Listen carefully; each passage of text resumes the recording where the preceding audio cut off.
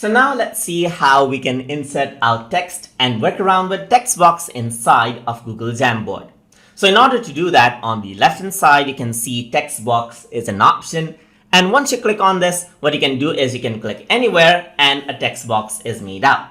So you can go around and type in anything you want. In my case, I type in tube, and now what you can do is you can resize this, you can rotate it out as any other shapes. You can go around, duplicate this out as well, and if you want to edit it, you can go around over here and click on edit, and what you can do is you can say tube videos just like this. So once you go around over here, you can see that this is the text box. You can go around and then click anywhere right here. So it actually gives you a text box just like this, where you can go around, edit, and type out.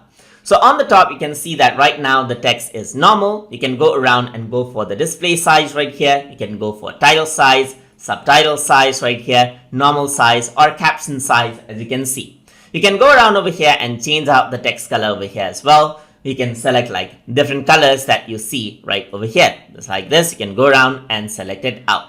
Another thing that you can do is you can work around with the alignment over here as well. So you can go around over here, there's left alignment, there's center alignment here, there's right alignment. So wherever you want to align your text, that is how you can work around with it as well. And that is how you can work around with text box inside of Google Jamboard. So hope you guys learned something as always. And as always, please like, comment, share, and subscribe.